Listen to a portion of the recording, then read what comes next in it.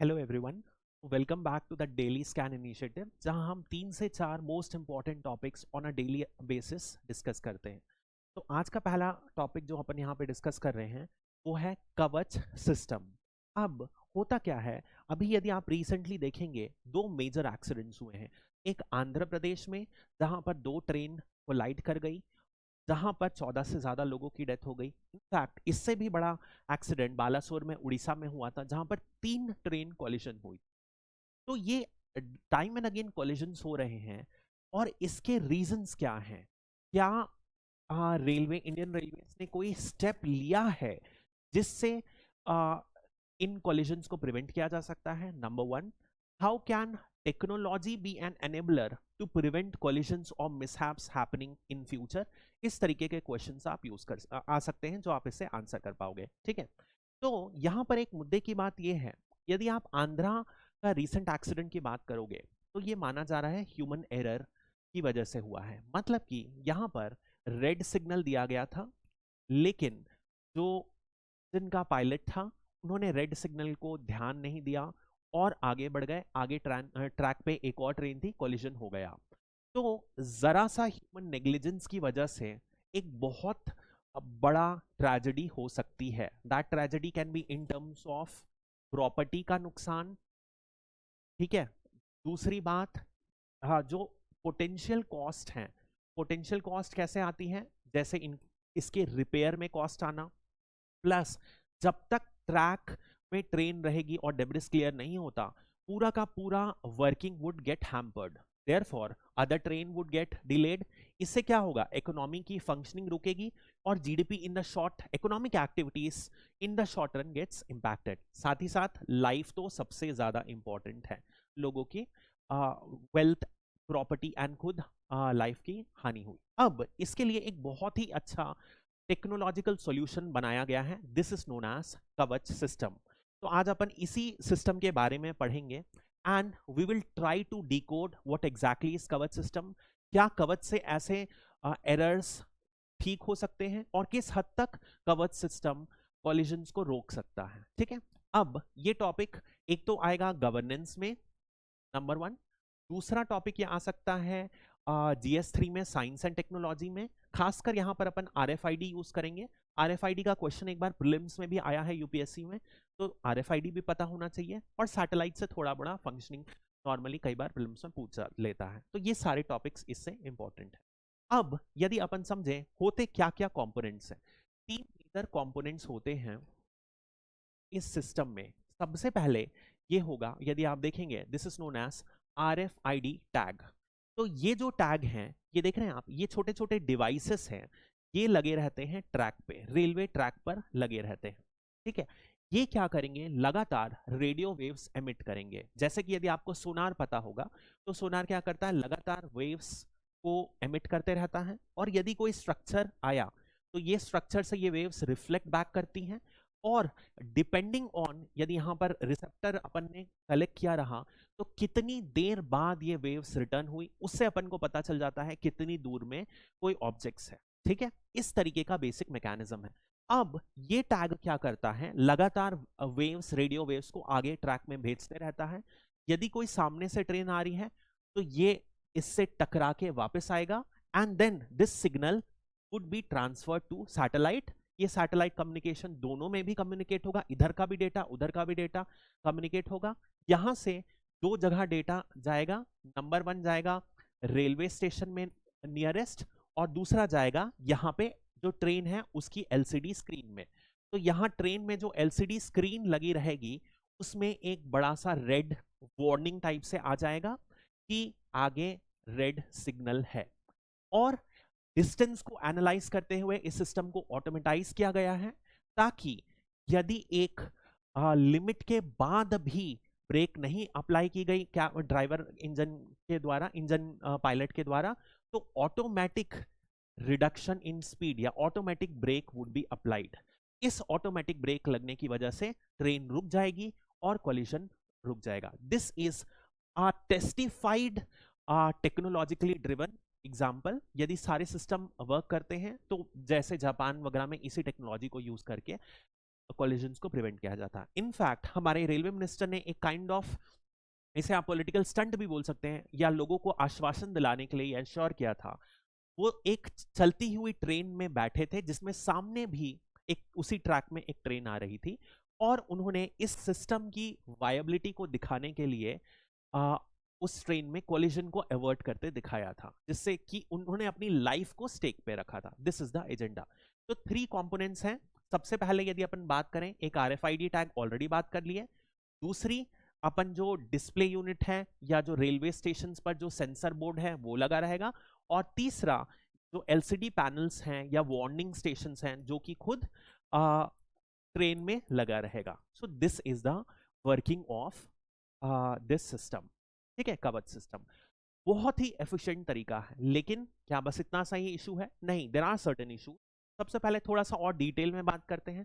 तो इसका काम क्या है? ये क्या करेगा? वॉचडॉग की तरह काम करेगा। मतलब कि ऐसे तो अपन पायलट्स रखते ही हैं, pilot are the one who would operate the locomotive, लेकिन एज अ सेफगार्ड मेजर अपन एक extra layer of security impose कर रहे हैं, ताकि in case of any error automatic brakes और warnings could be flagged. Number 1। Second, यदि आप देखेंगे किसने डेवलप किया, तो रेलवेज ने खुद ही डेवलप किया है। RDSO, railway development and safety organisation है, उन्हीं एक इंडियन रेलवेज की PSU है, उसने इसको डेवलप किया है। यदि अपन इसकी कॉस्टिंग बात करें, जो सबसे बड़ा मुद्दा है, 50 lakh per kilometre, and that is why it has not been deployed at many places. In fact जो आंध्रा में एक्सीडेंट हुआ, एनालिस्ट ये मानते हैं यदि कवच सिस्टम वहां पर होता तो ये एक्सीडेंट नहीं होता। लेकिन फिर भी कवच सिस्टम क्या है? बहुत ही लिमिटेड जगह, मेजरली जो है सदर्न रेलवेज में ही कुछ एरियाज में कवच सिस्टम अभी तक लगाया गया है।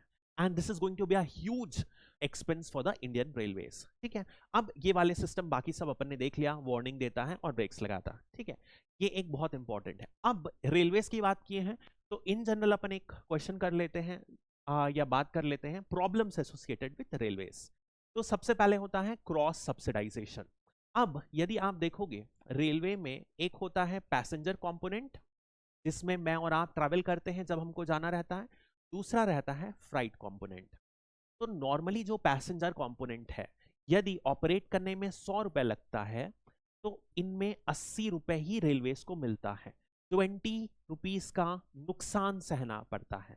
तो ये नुकसान कौन बेयर करता है? ये नुकसान बेयर करता है फ्राइट वाला। फ्राइट प्रॉफिटेबल एवेन्यू है, और फ्लाइट का जो पैसा है वो पैसेंजर को ड्रिवन करता है। लेकिन इसका एक सबसे बड़ा आप डिसएडवांटेज समझते हैं क्या होगा?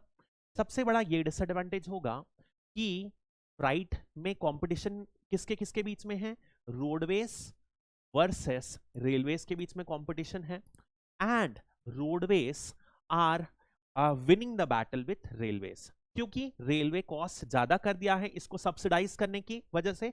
इस वजह से छोटे से बड़े डिस्टेंस में रोड देखा जाता विन कर रहा है ओवर रेलवेज। नॉर्मली यदि अपन देखेंगे तो in most of the developed countries shorter distance के लिए कार, बसेस, इस तरीके के एवेन्यूज यूज होते हैं ट्रांसपोर्ट में, लेकिन बड़े डिस्टेंस में हमेशा रेलवेज ही यूज किया जाता है विद इन द कंट्री। हालांकि इंडिया में ये सिचुएशन इस वजह से प्रॉब्लमैटिक है और रोडवेज ज्यादा यूज किया जाता है। ठीक है, दूसरी है, ये बहुत अपन ने एक्सपीरियंस किया है, बाथरूम्स यूज करोगे क्लीन नहीं है। ठीक है, नंबर ऑफ इश्यूज हैं, ट्रेन लेट होते रहती हैं, विंडो टूटी हुई रहती हैं, AC प्रॉपर वर्क नहीं करती हैं, बेडशीट्स जो हैं या जो बाकी सब टॉयलेटरीज हैं वो प्रॉपर नहीं रहती हैं। तो जो एलीट कस्टमर हैं, they are moving towards airport and airport infrastructure. ठीक है, डिलेस इन ट्रेन्स एक मेजर इशू है। लास्ट अपन एक देखेंगे प्राइवेटाइजेशन। अब प्राइवेटाइजेशन हो रहा है, जैसे कि क्या हो रहा है? प्राइवेटाइजेशन की वजह से क्या हो रहा है? कॉस्ट कंपोनेंट बढ़ जाएगा। As the cost is going to rise, तो the railway which was considered to be a social good, एक सोशल गुड माना जाता था, गरीब लोगों के ट्रांसपोर्टेशन का मेन मीडियम था, वो कम हो जाएगा। इस वजह से क्या होगा कि हो सकता है utility of railways for the common masses could get impacted. Last एक और मेजर इशू है, तो I have seen this, in fact जब मैं UPSC का पिछले साल इंटरव्यू दिया था तो मुझसे ये क्वेश्चन पूछा गया था वैंडलिज्म का। यदि आप देखोगे वंदे भारत को लगातार लोग वैंडलाइज करते आए हैं, पत्थर फेंकते आए हैं, कुछ चीज चुरा लेते हैं। इतनी बढ़िया ट्रेन बनी है, लोग क्यों चुराते हैं? यही मुझसे क्वेश्चन पूछा गया था। Why do you think so Indians are vandalising the Vande Bharat? क्योंकि जिस दिन मेरा इंटरव्यू था उसी दिन उस दिन या एक दिन पहले पेपर में न्यूज थी, वंदे भारत वाज वैंडलाइज्ड। तो this was one such question being asked to me. Otherwise poor operating ratio, operating ratio मतलब सिंपल होता है प्रॉफिट की बात, तो इसके भी टारगेट्स सेटअप है। ठीक है, बस इतनी सी बातें हैं और बहुत सारे रिफॉर्म्स लिए गए हैं रेलवेज में। अभी अपन एक बात करेंगे, एक क्वेश्चन देखते हैं, discuss the need and significance of recent railway reforms. इसमें आपको रिफॉर्म्स पता होना चाहिए। ऑब्जेक्टिव क्वेश्चन मतलब एक फैक्चुअल क्वेश्चन है, सिंपल है। Examine whether private roles in the railway should be increased. तो सबसे पहले अपन बात करेंगे रीसेंट रिफॉर्म्स की, ये इंट्रोड्यूस करेंगे, इससे अपन इंट्रोड्यूस करेंगे and then we will write what would be the positives of privatisation, what would be the negatives of privatisation and then will conclude the answer. इस तरीके से अपन आंसर लिखेंगे। अब देखो, जैसे बहुत लोग बोलते हैं कि कंक्लूजन कैसे लिखें, तो कंक्लूजन लिखने के लिए आप कोई भी तरीका यूज कर सकते हो। आप you can favour the privatisation number 1, और you can also oppose the privatisation.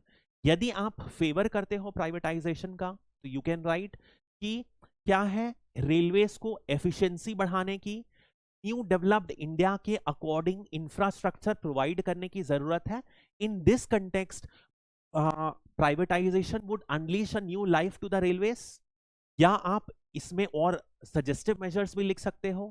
क्या लिख सकते हो कि privatisation is necessary but at the same time social value of the railways need to be maintained. इसकी वजह से so some element of subsidization by the government should be ensured. This could be one answer. और you can also oppose it. आप ऐसे भी conclude कर सकते हो कि railways serve as an important social good for the common people. Therefore, privatizing railways would lead to the loss of the common man's traveling artillery. Therefore, at this juncture of time, privatization of railway is not suggested. दोनों तरीके से आप answer कर सकते हो। ठीक है, और ऐसा भी कर सकते हो, privatisation could be carried out selectively on few areas and experimented and gradually expanded। किसी भी तरीके से आप आंसर कर सकते हो। बाकी एडवांटेजेस देख लीजिएगा और डिसएडवांटेजेस भी देख लीजिएगा, सिंपल है, कोई बड़े इशू है नहीं। ठीक है, that's all for this topic. Thank you.